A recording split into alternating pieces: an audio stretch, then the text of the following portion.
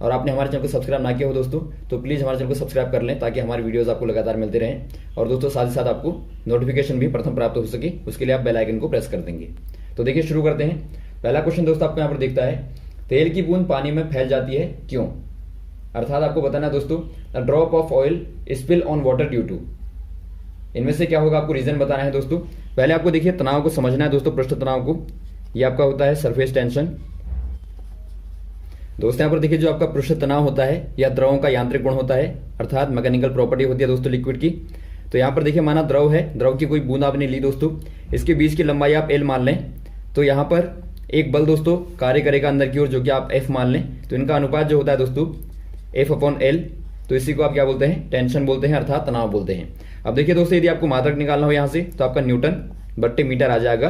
तो ये भी बार बार पूछा जाता है कि बताइए पृष्ठ तनाव का मात्रक क्या होता है।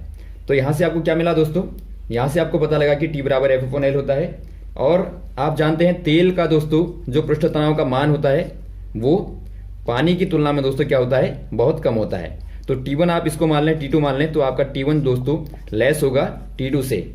तो इसीलिए आप कह देंगे जो तेल होगा दोस्तों पानी के ऊपर क्या होगा, फैल जाएगा। जिसका पृष्ठ तनाव ज्यादा होगा देखिए वो ज्यादा घना होगा।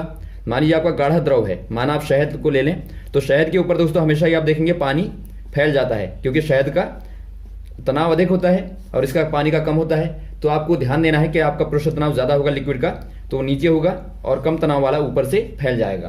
तो यहाँ पर आपको दिखता है देखिए ऑप्शन नंबर आपका बी वाला, तेल का पृष्ठ तनाव पानी से बहुत कम होगा, अर्थात surface tension of oil is much less than water. तो बी वाले में आप टिक करेंगे। अगला क्वेश्चन देखिए दोस्तों, द्रव चालित लिफ्ट किस सिद्धांत पर कार्य करती है? अर्थात shoe driving lift worked as based on which principle. दोस्तों यहाँ पर देखिए आपने देखा होगा जो लिफ्ट होती है पानी वाली नॉर्मली इस प्रकार से बनी होती है। इस प्रकार से आप देखते हैं, यहाँ पर आप एक पिस्टन को ले लें तो यहाँ से आप पूरा पानी भरा रहेगा दोस्तों और यहाँ से आप लिफ्ट को ऊपर उठा लेंगे जब आप यहाँ से पिस्टन को दबाएंगे। तो यहाँ से आपने माना बल लगाया एफ, तो ये दोस्तों उसी आधार पर ऊपर की ओर उठती है। और वैसे आप ऊपर को पिस्टन को करेंगे तो ये आपकी दोबारा से पानी नीचे को आएगा और ये पिस्टन दोस्तों दोबारा से लिफ्ट यहाँ पर दोबारा से नीचे को आ जाएगी। अब यहाँ पर देखिए दोस्तों जो आपका ये रूल होता है ये पास्कल का नियम होता है, पास्कल का लॉ पे दोस्तों आपका कार्य करता है।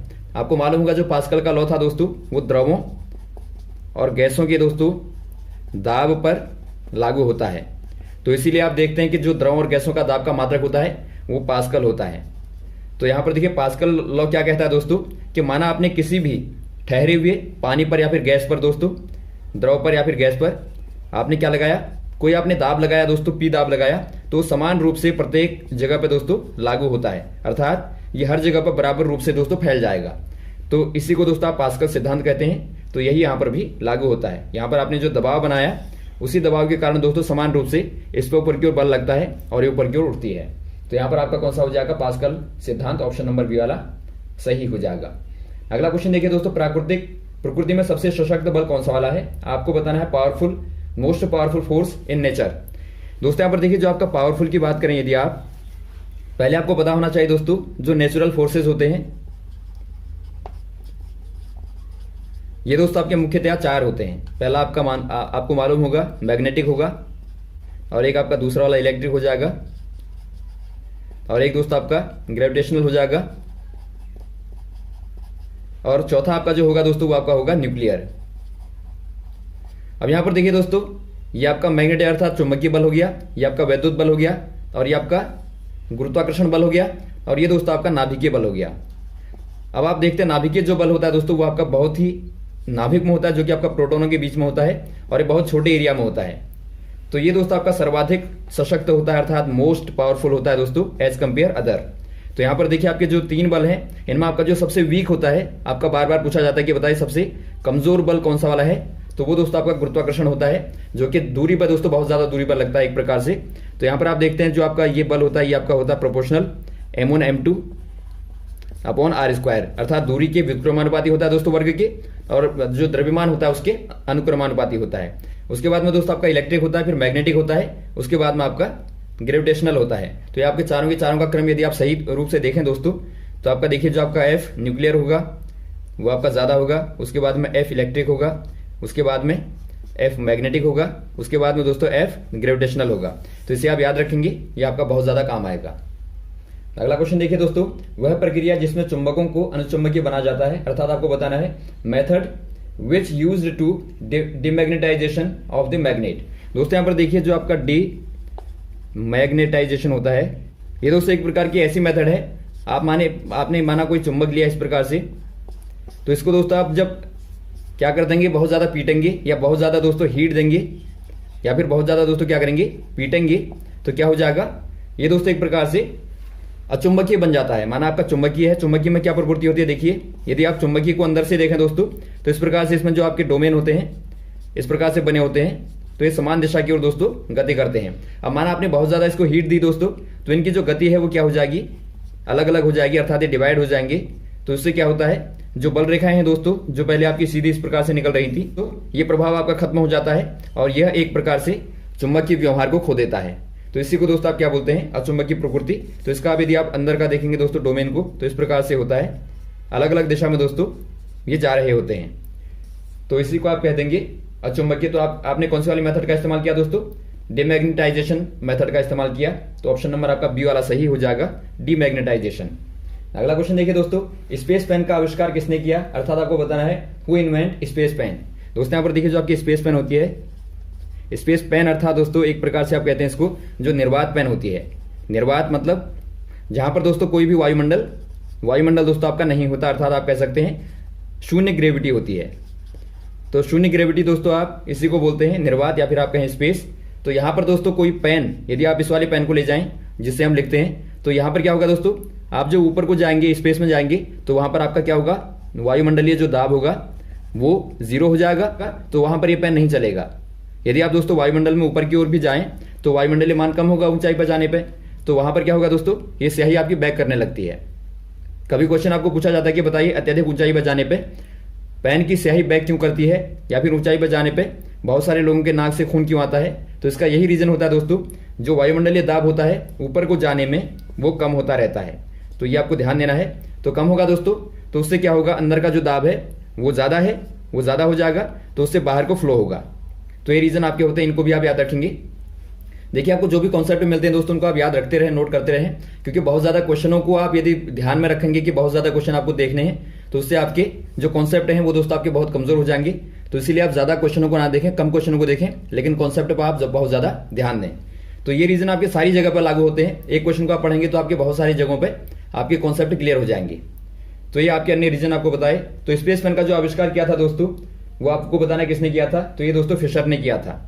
आपको याद रखना है फिशर ने किया था, इनका नाम पॉल सी फिशर है। ऑप्शन नंबर आपका बी वाला सही हो जाएगा। अगला क्वेश्चन देखिए दोस्तों, कौन सी धातु ट्रांजिस्टर में अर्धचालक की तरह इस्तेमाल की जाती है, फिर आप कहें प्रयुक्त की जाती है, अर्थात दोस्तों आपको बताना है in which metal is used as semiconductor in transistor. आपको दोस्तों पहले पता होना चाहिए सेमीकंडक्टर क्या होता है, अर्थात अर्धचालक, और आपको मालूम होगा चालक और कुचालक। ये दोस्तों आपके 3 प्रकार के क्या होते हैं, ये दोस्तों आपके 3 प्रकार के चालकता के आधार पर मेटल के फॉर्म होते हैं। तो जो दोस्तों आपके चालक होंगे वो क्या करेंगे, विद्युत धारा को जाने देंगे। अर्धचालक क्या होंगे दोस्तों, कुछ कंडीशनों में, कुछ स्पेसिफिक कंडीशनें होती हैं, उनमें ही दोस्तों इलेक्ट्रॉनों को प्रवाहित होने देते हैं, अर्थात धारा को जाने देते हैं। और कुचालक क्या करते हैं, बिल्कुल अलाउ नहीं करते धारा को। तो ये आपके इस प्रकार से ये इंसुलेटर हो गए, ये आपके सेमीकंडक्टर और ये आपके कंडक्टर।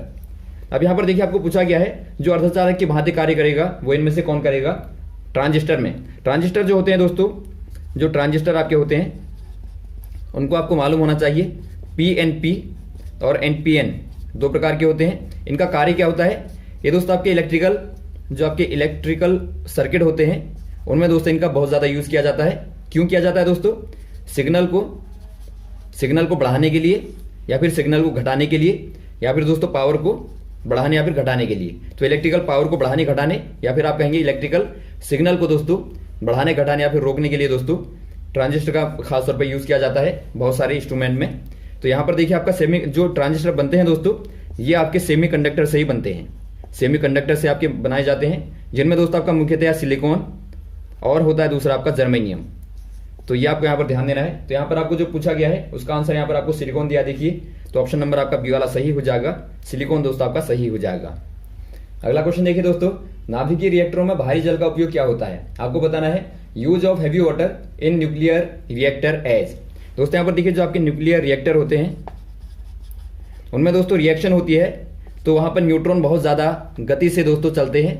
जब आप यहाँ पर देखिए यूरेनियम को आप तोड़ते हैं दोस्तों तो उसमें बहुत ज्यादा गति से दोस्तों आपके न्यूट्रॉन निकलते हैं। तो उनको मंद करने के लिए दोस्तों यहाँ पर आप भारी जल का इस्तेमाल करते हैं, अर्थात D2O अर्थात ड्यूटेरियम ऑक्साइड आप कहते हैं इसको, इसका इस्तेमाल करते हैं। बार बार इसका फॉर्मूला भी आता है जहां पर ये डी आपका क्या है दोस्तों, ये हाइड्रोजन का समस्थानिक होता है। समस्थानिक अर्थात आइसोटोप होता है। आइसोटोप कौन होते हैं दोस्तों, जिनमें प्रोटॉनों की संख्या बराबर होती है लेकिन आपका भार अलग अलग होता है। भार कहें या फिर आप द्रव्यमान संख्या कहें, द्रव्यमान संख्या दोस्तों अलग अलग होती है, या फिर आप कहें न्यूट्रॉनों की संख्या दोस्तों अलग अलग होती है। तो ये सारे कॉन्सेप्ट आप लगातार याद रखते रहेंगे तो आपके सारे क्वेश्चन दोस्तों इनके आधार पे क्लियर होते जाएंगे। अब देखिए आपने एक कॉन्सेप्ट पढ़ा, यहाँ से आपको D2O भी क्लियर हो गया, उससे आपको आइसोटोप भी क्लियर हो जाएगा और उसके ही आधार पर दोस्तों आपने न्यूट्रॉनों को भी समझ लिया यहाँ पे। तो यहाँ पर देखिए आपका क्या हो जाएगा, ये दोस्तों आपका मंदक के रूप में कार्य करता है या फिर आप कहें दोस्तों मॉडरेटर के तौर पर इस्तेमाल किया जाता है।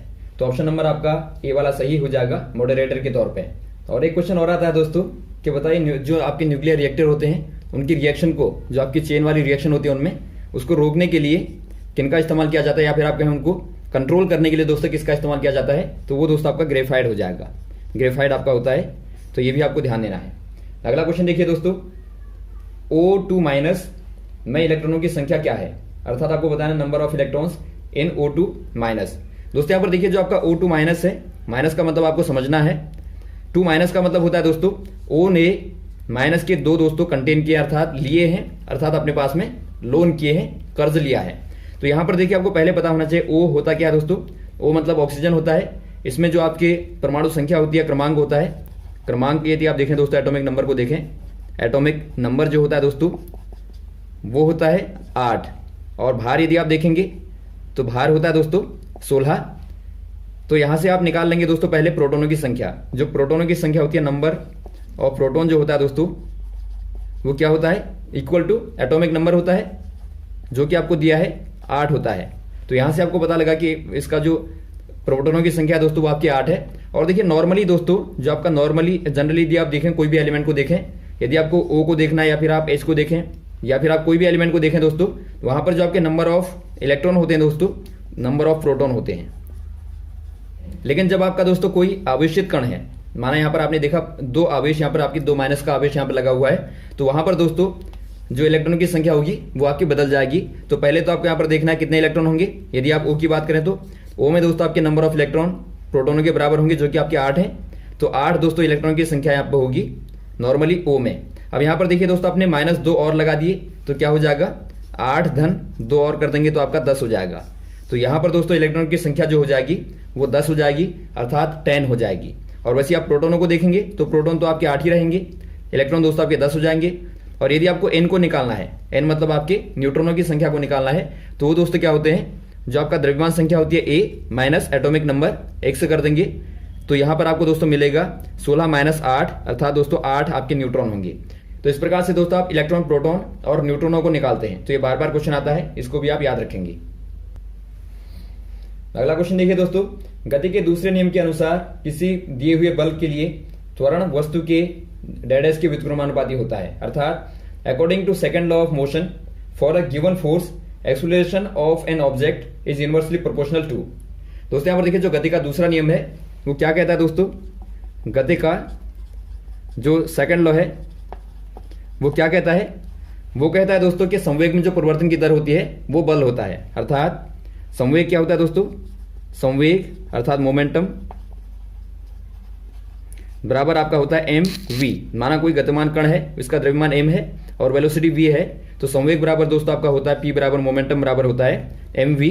तो यहां से दोस्तों यदि आपको दूसरे नियम के अनुसार देखना है तो ये कहता है कि जो संवेग में परिवर्तन होगा अर्थात p/t जो होगा दोस्तों वो बल होता है।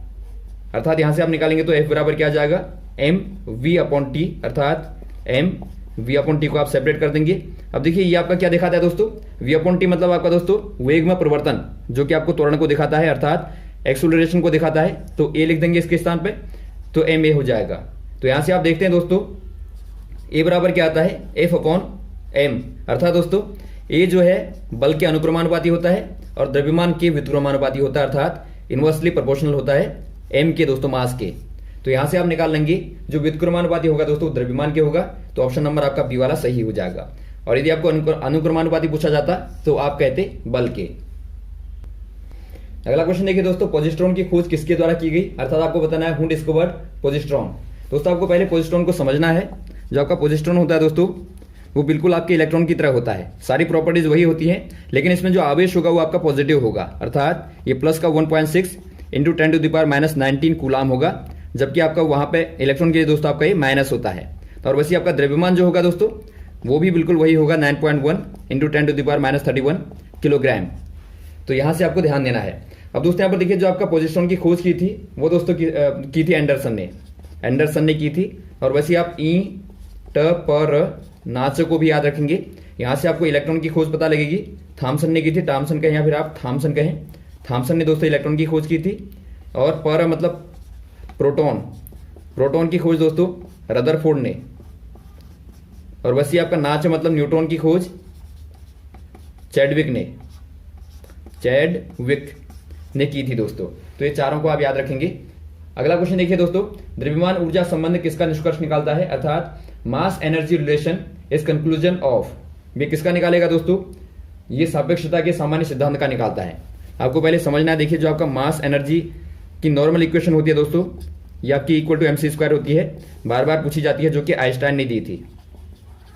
तो इन्होंने ही दोस्तों इनके आधार पर बाद में क्या निकाला था, सापेक्षता का दोस्तों सिद्धांत निकाला था, अर्थात प्रिंसिपल ऑफ रिलेटिविटी निकाला था। तो यहां पर देखिए जो आपका सामान्यतया जो आपका निष्कर्ष निकला दोस्तों वो आपका क्या निकला, जनरल थ्योरी ऑफ रिलेटिविटी। तो आप कहते हैं जनरल थ्योरी ऑफ रिलेटिविटी निकला था। तो ऑप्शन नंबर आपका बी वाला सही हो जाएगा। तो यहां तक आप दोस्तों क्वेश्चन को तैयार करेंगे। इसके बाद आपके जो बचे क्वेश्चन हैं उनको आपको लगातार बताते रहेंगे, हमारे साथ बने रहेगा। और यदि आपको दोस्तों वीडियो पसंद आया हो तो आप जरूर लाइक करें, शेयर करें, ताकि लगातार आपको दोस्तों इस प्रकार की वीडियोस मिलते रहें और ज्यादा लोगों तक पहुंचे। Okay, thanks. जय हिंद, जय भारत।